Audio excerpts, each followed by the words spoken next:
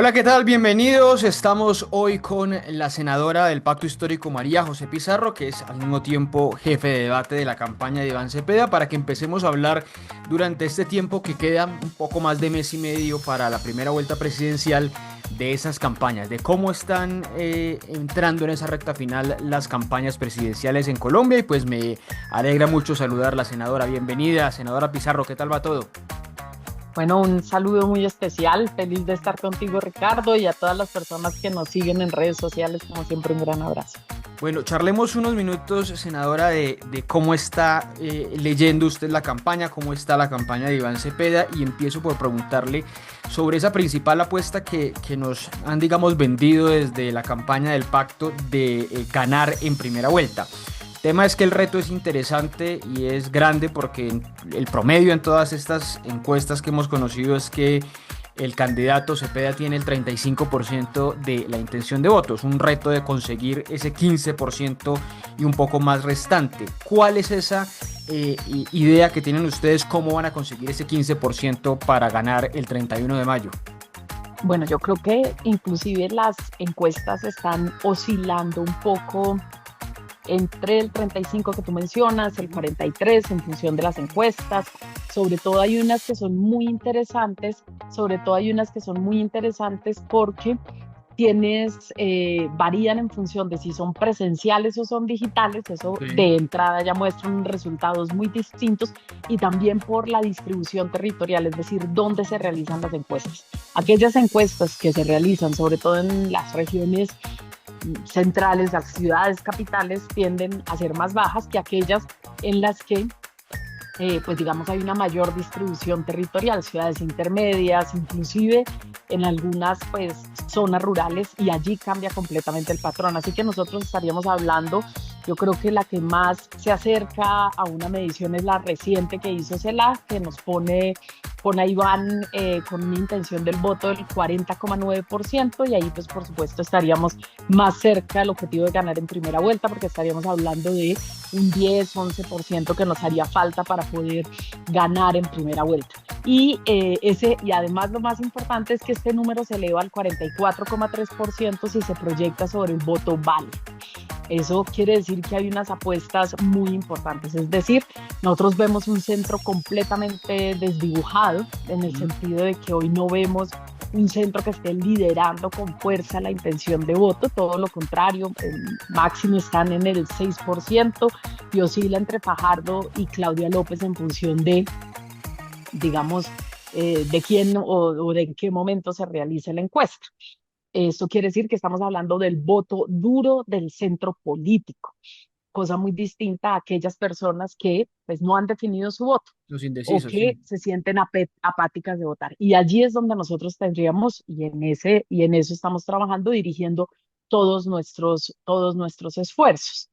¿Esto qué quiere decir? Que por un lado estamos ya preparados para ganar en primera vuelta, pero que también estamos intentando consolidar desde ya una mayoría para gobernar. Este es un trabajo que estamos realizando en el marco de conversaciones políticas que estamos teniendo con distintos sectores políticos, pero sobre todo también con sectores sociales, porque como lo hemos dicho, esta no es una campaña de élites, es una campaña que se construye desde los territorios y allí, pues por supuesto, las zonas donde nosotros tenemos mayor arraigo, pero también mayor potencialidad de crecimiento son fundamentales. Es decir, no es una campaña dirigida a la clase política de este país, sino a la población de Colombia, que se ha sentido beneficiaria de los planes de gobierno, que siente que este es un país que transita a ser un país, una Colombia de oportunidades, una Colombia que progresa, una Colombia que se afianza en el cambio.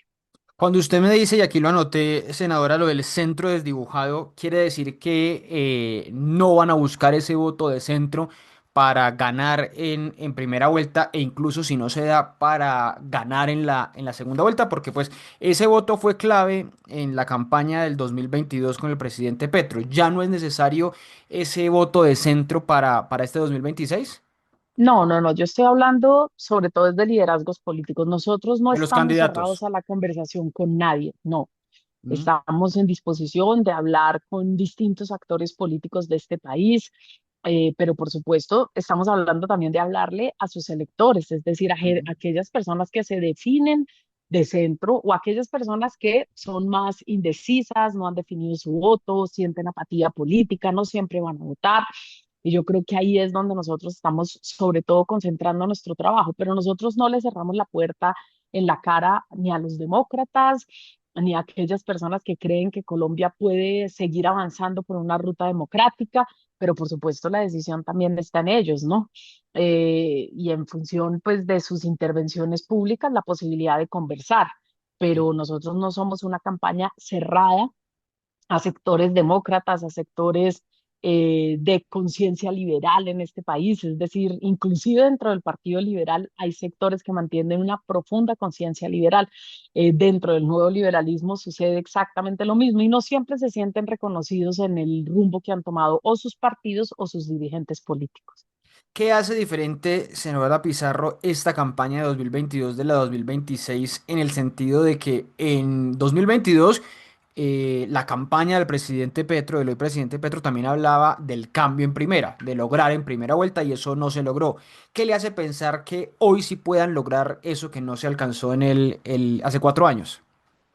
No, pues en primer lugar, como te decía, la intención de voto, los resultados de las encuestas, la favorabilidad de Iván Cepeda, el hecho de que la gente ya tiene conciencia de lo que es un gobierno progresista, que estamos hablando de un modelo, no es la izquierda contra la derecha, no son modelos de desarrollo que están enfrentados. Una cosa es el modelo neoliberal, el modelo que defienden estos sectores políticos y otro es el modelo de desarrollo mucho más solidario que estamos planteando desde las fuerzas progresistas y de las fuerzas democráticas de este país, que va ligada a mayores derechos sociales, al crecimiento de la economía, a una mayor capacidad redistributiva, a que bajen los precios de los alimentos, que se controle la inflación, que se baje el desempleo. Todo esto, pues por supuesto, hace parte de un modelo de desarrollo que nosotros hemos planteado. En el 2022 la gente no tenía conciencia, era más el fantasma de lo que podía ser un gobierno de izquierda. Hoy sabe cuáles son nuestros aciertos e inclusive cuáles son nuestros desaciertos. Nosotros mismos tenemos conciencia de ello. Podemos tener una reflexión crítica inclusive de lo que ha sido el primer gobierno progresista, pero sabemos que para que el país se transforme de fondo no se va a requerir solamente 4 años con el gobierno de Gustavo Petro, sino que vamos a requerir avanzar en la profundización de ese cambio que inició en el 2022 con el presidente Gustavo Petro. Entonces hay una visión mucho más profunda de lo que fue este primer ejercicio de gobierno y lo que vemos es un país que inclusive las encuestas lo reflejan así, es un país esperanzado, es un país con ilusión, no es un país anclado en el miedo, en el terror, todo lo contrario. Tú puedes ver las percepciones que tiene la gente frente al rumbo que tiene Colombia y hay una percepción de ilusión de que las cosas siempre pueden caminar hacia adelante, que se puede mejorar y que vamos por buen camino. Las cifras económicas, pues por supuesto, son determinantes. Porque la economía, pues por supuesto, lo determina todo, inclusive las decisiones que tomó la semana pasada el Banco de la Sí. República fue cuestionada, pues por supuesto van en línea con eso, porque parecen más decisiones con un tufo político, decisiones políticas, de esos dos modelos que están en contraste, porque pareciera el Banco de la República inclusive toma decisiones desde una concepción ortodoxa de la Mm. economía cuando las visiones heterodoxas de la economía nos han llevado a pues, poder desmentir inclusive muchos de los patrones que tradicionalmente se tomaban cuando se asumían este tipo de decisiones por parte de los bancos centrales, en este caso el Banco de la República.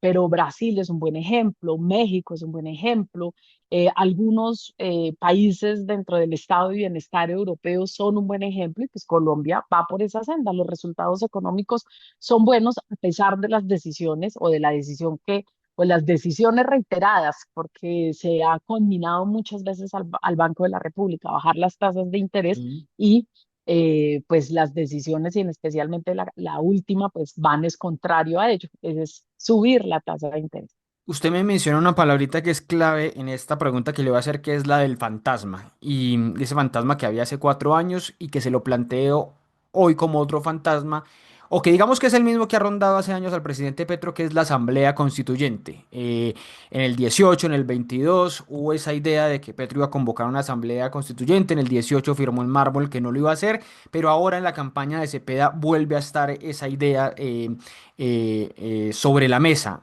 ¿Usted cree que está descartada esa posibilidad dentro de la campaña de Iván Cepeda, por lo que usted ha hablado también del otro camino del acuerdo nacional, o esa posibilidad sigue estando ahí? No, pues lo importante es decir que el presidente Petro cumplió. Mm. Él se comprometió a no cambiar la constitución de este país y terminará su mandato sin cambiar la constitución de Colombia. Y la ruta que inclusive él trazó en Plaza Pública es una ruta distinta a inclusive incumplir sus propios compromisos. Él ha dicho, será por convocatoria ciudadana. Si se cumplen los parámetros, yo mismo lo radicaría en el Congreso de la República y arranca un proceso al interior del Congreso de la República. Es el camino que más o menos él trazó, si no estoy mal, a inicios de este año.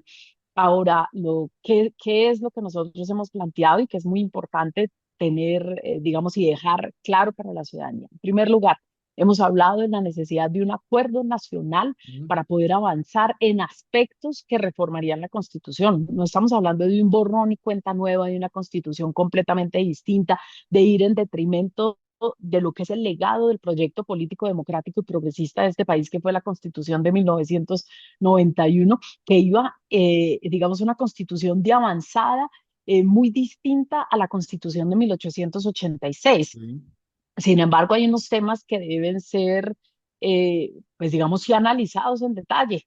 En la Constitución de 1991 establece toda una serie de garantías sociales, por eso establece que Colombia es un Estado social de derecho y por lo tanto social implica que hay toda una serie de garantías de derechos sociales que deberían garantizarse para la población y que no, que no se cumplen. Por ejemplo, pues, y que fue el primer objetivo de este gobierno, que era precisamente avanzar en, en una garantía al derecho laboral. Bueno, ya se cumplió, no es la única que se ha cumplido 35 años después, pero hoy se cumple con lo que establecía la Constitución de 1991, decisiones que además iban en detrimento de la Constitución de 1991 que se tomaron en el gobierno de Álvaro Uribe Vélez y en el gobierno de César Gaviria.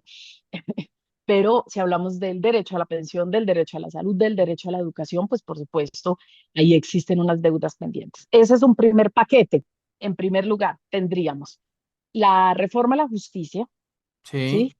Que es importante porque necesitamos superar digamos, un sistema de corrupción casi enquistado en la sociedad colombiana.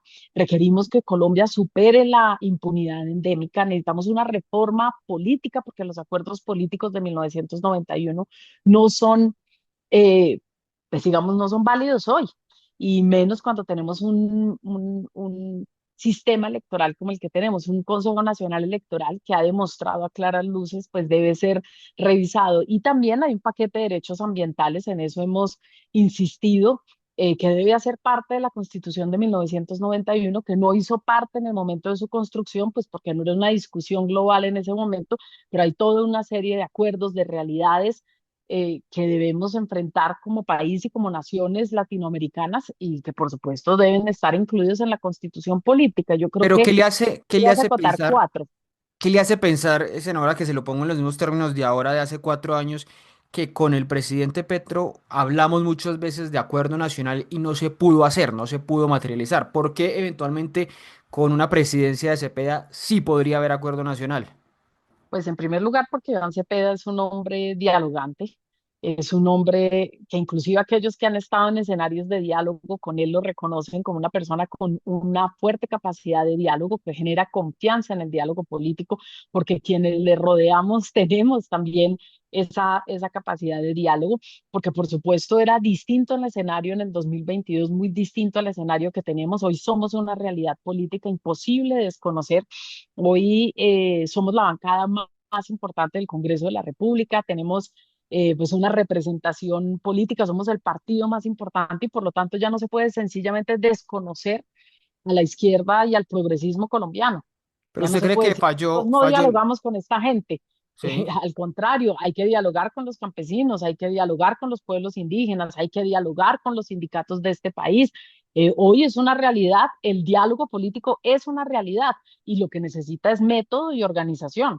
¿Pero usted Pero cree que falló eso, en pues se eso entiende, se organiza. el presidente Petro? ¿Falló en el diálogo este gobierno? No, no solamente, no, yo creo que se falló inclusive por parte de sectores políticos que desde la soberbia y Mm. sectores sociales que desde la soberbia dijeron, no, esto no es necesario dialogar.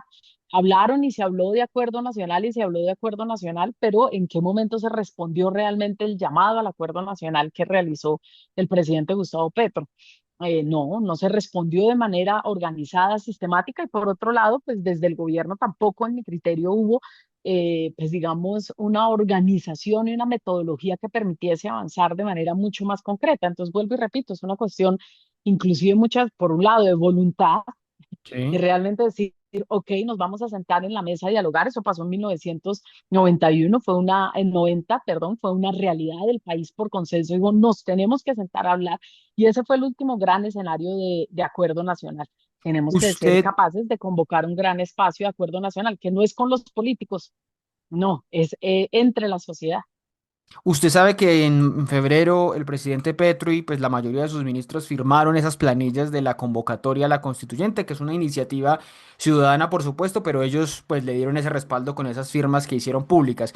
¿Usted firmó, ya firmó esa planilla? ¿Está de acuerdo con esa convocatoria? Y sabe también si el candidato Iván Cepeda ha firmado esa planilla convocando a la constituyente. No, yo no la he firmado porque entiendo perfectamente que es una iniciativa ciudadana Sí. y que yo quiero, digamos, que se mantenga en ese sentido. Si la ciudadanía consciente de sí misma toma la decisión de avanzar por ese camino, pues por supuesto vamos a estar allí respaldándolo, acotado, por supuesto, a los temas que nosotros consideramos hoy son fundamentales y que ya los enuncié hace un momento. Pero no es una iniciativa nuestra política, no es una iniciativa de la campaña, esto también es muy importante dejarlo claro, nosotros no podemos evitar que recojan firmas en X o Y escenario, pero nosotros no estamos promoviendo la recolección de firmas. Pero el candidato tampoco, Cepeda tampoco lo ha firmado No, y no lo haría, no lo haría en esta no sé, campaña. o sea, no sé si lo ha hecho, la verdad, no, no creo que lo haya hecho. Ok, bueno, cambiamos de tema, senadora Pizarro, para hablar un poco de las alianzas. Usted me estaba mencionando ahorita de lo de los partidos tradicionales, pero hay una acusación, un señalamiento hacia la campaña de Cepeda. Algunos hablan de triunfalismo, algunos hablan de que está muy cerrada a otros sectores políticos. ¿Qué le responde a esos que dicen que están ustedes cerrados a que lleguen, que aterricen en la campaña de Iván Cepeda sectores tradicionales de la política en Colombia? No, pues esta no es una campaña cerrada, todo lo contrario, pues digamos que tuvimos una etapa de mirar hacia adentro, nosotros nos Ujú. habíamos propuesto participar en una consulta interpartidista, lo que nos Sí. obligaba inmediatamente al diálogo con Abrirse, distintos sí. sectores políticos, el Consejo Nacional Electoral impidió la participación de Iván Cepeda en esa consulta, por lo tanto nosotros dijimos las elecciones al Congreso serán nuestra propia consulta y nos enfocamos en las elecciones al Congreso y en obtener la bancada mayoritaria, cosa que efectivamente sucedió. 4.300.000 y 400.000 votos en cada una de las cámaras nos permiten tener una presencia muy importante, histórica en el Congreso de la República. Ahora entramos en una fase diferente después del 8 de marzo y eso implica conversaciones con distintos sectores políticos, sobre todo si el objetivo de ganar en primera vuelta es digamos, un objetivo real, tangible, en el cual estamos trabajando de manera muy fuerte. Pero, ¿qué implica eso? Nosotros queremos presentarle al país acuerdos sobre la mesa con los distintos sectores políticos. Ya hubo un primer avance que ustedes vieron con Juan Fernando Cristo, Sí. ese partido en marcha, donde se presentó inclusive un documento. Esta misma semana tendremos un evento mañana con Ariel Ávila. Es un evento de adhesión del sector que él representa al interior del Partido Verde. Tenemos la adhesión de Clara López la próxima semana y en los próximos días haremos más anuncios de distintos sectores políticos de este país. Es decir, nosotros tenemos absolutamente claro que la conversación es necesaria, pero queremos brindarle también al país toda la claridad, es decir, sobre qué puntos tenemos acuerdos. y ese tipo de acuerdos, ¿cómo avanzarían? Entonces, pues por supuesto, esos diálogos se están sosteniendo, como yo lo he dicho, son diálogos que requieren todo el cuidado, la filigrana necesaria, la construcción de confianzas, y por lo tanto, pues digamos, avanzarnos a decirlo, pues no tiene ningún sentido si tú cuidas. Sí. eh, los escenarios de diálogo y de conversación que tienes, pero todo lo contrario, estamos teniendo conversaciones con todos los sectores democráticos de este país, progresistas, democráticos, liberales. Yo hablo mucho de la conciencia liberal colombiana y eso implica aquellos que defienden los valores liberales, que pues permitieron también la construcción de esta nación y que hacen parte de la conciencia de nuestros abuelos, abuelas, padres y más. Senadora Pizarro, hablando de esto de las alianzas, se conoció extraoficialmente que en una reunión que hubo entre el presidente Petro y el candidato Cepeda se habló de este tema de las alianzas. ¿Usted sabe algo? ¿Tiene detalles de esa reunión que supuestamente ocurrió el 17 de marzo en Casa de Nariño? No tengo, no estuve presente en esa reunión. Y lo que sí te puedo decir, vuelvo y repito, es que la campaña está en conversaciones con muy diversos sectores políticos, siempre y cuando se garantice que en el marco de los lineamientos programáticos e inclusive de la revolución ética de este, que hemos planteado desde la campaña de Iván Cepeda, pues se pueda cumplir en lo programático y en términos de lo que es la transparencia y la ética que nosotros le proponemos a Colombia en un segundo gobierno progresista. En estos minutos hablemos, senadora Pizarro, de algo más, de otro, ya hablábamos del fantasma de la constituyente y hay otro tema que genera temores, rechazos y demás, que es varias veces el candidato Iván Cepeda, el senador Cepeda, ha dicho que una de sus ideas o su idea de gobierno sería radicalizar las reformas del gobierno Petro y a muchos les espanta esa expresión de radicalizar esas reformas. ¿Qué significa exactamente ese verbo utilizado allí? Bueno, pongamos por ejemplo la reforma agraria.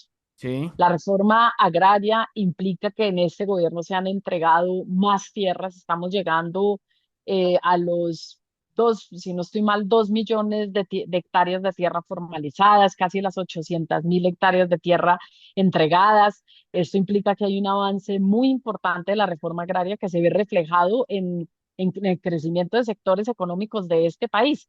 Por un lado, pues el crecimiento del agro, de las exportaciones agrícolas y del cambio del modelo económico, que nosotros lo habíamos planteado con el presidente Gustavo Petro cuando proponíamos pasar de una economía extractivista a una economía productiva. Y Sí. pues bueno, la reforma agraria nos ha permitido avanzar en ese camino. Cuando el candidato Iván Cepeda dice, digamos, radicalizarlas, él habla más de, él ha planteado la revolución agraria, quiere decir avanzar más en ese sentido. Ya no solamente avanzar por el camino, no se ha expropiado una sola hectárea de tierra, todo lo contrario, se le ha formalizado la tierra a los campesinos, se ha comprado a los grandes terratenientes para poder distribuir entre los campesinos. Ahora tenemos que ir mucho más allá, avanzar en la entrega de tierras, pues por supuesto, en la compra y la entrega de tierras, en la distribución de la tierra en Colombia, pero además volver el campo cada vez más productivo. Y eso, pues por supuesto, implica poder, pues, meterle muchos más recursos al desarrollo agrario. Es decir, en términos, por ejemplo, del crédito, ¿podrán o no los campesinos acceder al crédito?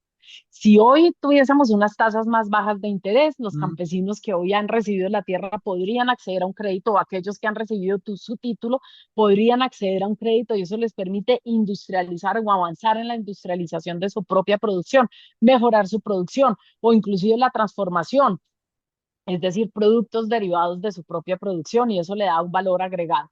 De ese tipo de cosas es de las que estamos hablando, es profundizar aquello que se ha iniciado. Si hablamos de garantías laborales, en el mismo camino. Si hablamos de la educación, pues por supuesto ya no solamente es la gratuidad en la educación superior en Colombia, sino avanzar, como lo ha venido haciendo este gobierno, en la descentralización de la educación superior pública y en la construcción de sedes territoriales, y por supuesto una mayor cobertura. Y en ese sentido es que hablamos de radicalizar o de profundizar en las reformas del gobierno Petro. Y otro tema, senadora Pizarro, que sobre todo estuvo muy vigente durante estos últimos días de receso, de descanso en el país, que fueron esas acusaciones tan virulentas del expresidente Álvaro Uribe en contra de Iván Cepeda. Lo ha llamado bandido camuflado, ha señalado nuevamente a su padre de haber promovido o apoyado la lucha armada, el padre del senador Cepeda. La senadora, sí, Paloma Valencia, y candidata, diciendo que detrás del voto del pacto histórico están los grupos armados ilegales en muchas regiones del país. ¿Cómo responden ustedes desde la campaña a esas ideas de querer vincular a Iván Cepeda con grupos armados ilegales? Bueno, ellos están en una campaña sucia, no se puede esperar otra cosa. Nosotros hemos dicho, vamos a hacer una campaña con argumentos, respetuosa, basada en profundizar, en politizar más que en polarizar. Ese es, digamos, el camino que nosotros hemos elegido. No estamos contribuyendo a esta política del espectáculo, ni a disfrazarnos de lo que no somos, ni a recurrir a cualquier artimaña y mentira política para crecer, todo lo contrario. Nuestro camino es otro completamente distinto, entonces, pues no, la realidad es una. Y lo decía Iván Cepeda inclusive en su discurso en Medellín. Increíble, los victimarios acusando a las víctimas. No, aquí quien tiene familiares condenados, inclusive su propio hermano, por gravísimas violaciones a los derechos humanos, estamos hablando de crímenes de guerra y de crímenes de lesa humanidad, es el hermano de Álvaro Uribe Vélez. Mm. Y además toda una serie de familiares, incluido su primo, ligados al narcotráfico en este país y a la corrupción en este país. Entonces, pues, digamos, eh, hay una realidad y nosotros no nos escondemos. Pues en primer lugar, mancillar la imagen de Manuel Cepeda, senador electo asesinado por el Estado colombiano, frente al cual hay una condena de la Corte Interamericana de Derechos Humanos contra el Estado por el asesinato y su responsabilidad en el asesinato de Manuel Cepeda Vargas, pues por supuesto ya deja muy claro ese camino. En segundo lugar, eh, hay un compromiso con la paz en Colombia. En su momento, la Unión Patriótica, partido político que sufrió un genocidio en Colombia y frente al cual también hay una condena de la Corte Interamericana de Derechos Humanos, pues deja claro que fue fruto su surgimiento de un acuerdo de paz, como lo fue en su momento también la Alianza Democrática M19, fruto de un acuerdo de paz de personas que decidieron dejar de lado cualquier vinculación con grupos armados para iniciar una ruta democrática que en el caso del M19 tiene ya 35 años y 40 la Unión Patriótica. 4 décadas en paz, Mm. mientras que los otros están viviendo de escándalo tras escándalo frente, por ejemplo, a la corrupción. No más miremos a Lirio Barrera o Ciro Ramírez, Sí. hoy senadores actuales pues con gravísimas investigaciones y uno de ellos condenado a 23 años de prisión. Así que no, yo creo que la gente no es boba, sabe perfectamente en lo que estamos nosotros. Pues no, señalar que Iván Cepeda es el brazo político de una estructura armada, pues es el exabrupto más grande, pero afortunadamente pues la gente no es boba en Colombia y sabe perfectamente cuál es el rol democrático que ha tenido Iván Cepeda a lo largo de toda su vida. Estamos hablando de muchos años desde las organizaciones sociales con el Movimiento Nacional de Víctimas de Víctimas. Crímenes de Estado y pues por supuesto como congresista ya bastantes periodos, así que no hacerle bulla y dejarlos a ellos, como diría Don Quijote, ¿no? Bueno, un par de preguntas finales, senadora Pizarro. Una es, tiene que ver con la idea de una eventual segunda vuelta. Hemos hablado de la primera al inicio de la conversación, pero quiero preguntarle por la segunda vuelta.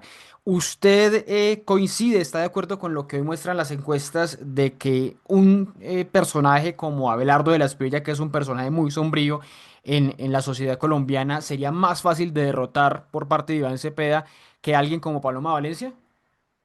Nosotros vamos a derrotar al uribismo, Mm. cualquiera que sea su representación. Puede estar representado en Abelardo de la Estrella o en Paloma Valencia. Ellos tendrán que definir en las urnas ese problema, pero nosotros les vamos a ganar en primera vuelta a los dos. Y ese es el camino en el que nosotros estamos. Y como lo hemos dicho, nuestra eh, contradicción política está precisamente con el uribismo y el modelo que ellos representan. Nosotros tenemos una historia, una vocación y un modelo de desarrollo distinto al que ellos defienden. Y les vamos a ganar, no importa cuál sea su representación. Yo espero que no tengamos que llegar a un escenario de segunda vuelta, pero para mí Paloma Valencia y Abelardo de la Espriella ellos son exactamente lo mismo, solo que una se matiza más de centro, sobre todo por la elección de su fórmula vicepresidencial, mientras que, pues por supuesto, el otro es más, digamos, un estilo Milei, una copia de Milei. Entonces, la una busca aparentar lo que no es y el otro es una copia barata de otro gobernante en el país. Pero básicamente son lo mismo, representan el uribismo. Y mi última pregunta es, ¿qué papel le gustaría o quisiera usted desempeñar en un eventual gobierno de Iván Cepeda? Muchos la veíamos a usted como eventual candidata a la vicepresidencia. Hubo muchos rumores de que usted pues no estuvo muy satisfecha con la escogencia de Aida Quilcue, pero la realidad es que ella es hoy la candidata. Pero más allá de eso, le quisiera preguntar, ¿qué le gustaría hacer en un eventual gobierno de su candidato Cepeda?